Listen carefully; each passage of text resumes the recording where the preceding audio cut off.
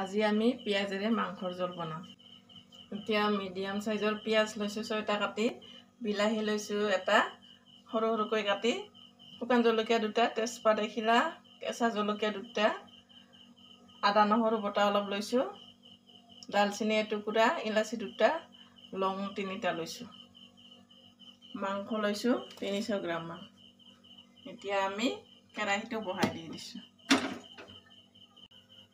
এতিয়া কেৰাহীটো গৰম হৈ গ'ল, পৰিমাণ অনুযায়ী তেল দি দিছোঁ। জিৰা দিছোঁ অকণমান,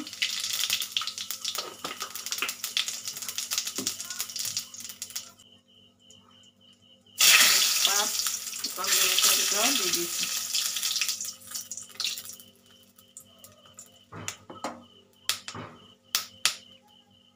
এতিয়া পিঁয়াজখিনি দি দিম।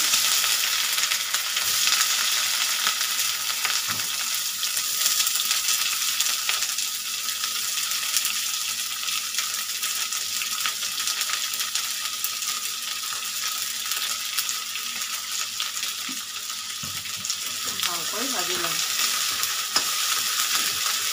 পিঁয়াজখিনি ভজা হৈ গ'ল, আদা নহৰু বটাখিনি দিছোঁ, কেঁচা জলকীয়া 2টাও দিছোঁ, লং, দালচিনি, ইলাচি গোটেইখিনি দিলোঁ। এতিয়া আকৌ ভালকৈ ভাজি ল'ম। এতিয়া মছলাখিনি ভালকৈ ভাজা হৈ গ'ল, এতিয়া বিলাহীটো দি এতিয়া বাকী মছলাখিনিও দি ল'ম। জিৰা গুড়ি দিছোঁ সৰু চামুচেৰে 2 চামুচ, ধনিয়া গুড়ি দিছোঁ সৰু চামুচেৰে 1 চামুচ, ভালকৈ মিলাই ল'ম। পৰিমাণ অনুযায়ী নিমখ দি দিলোঁ, হালধি দিছোঁ 1 চামুচ, জলকীয়াৰ গুড়ি দিছোঁ আধা চামুচ। এইখিনি ভালকৈ মিলাই ল'ম। ভজা হৈ গ'ল, এতিয়া আমি মাংসখিনি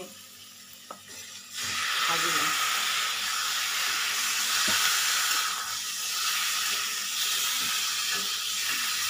এনেকৈ অকণমান টাইম ভাজি অকণমান টাইমৰ কাৰণে ঢাকি দিম।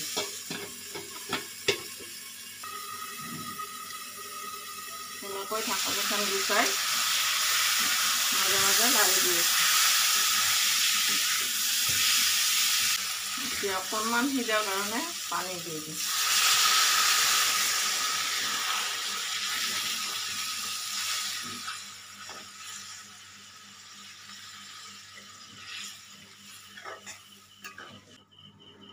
আঞ্জাখন ৰং হোৱাৰ কাৰণে অকণমান কাশ্মীৰী জলকীয়াৰ গুড়িটো দি দিছোঁ।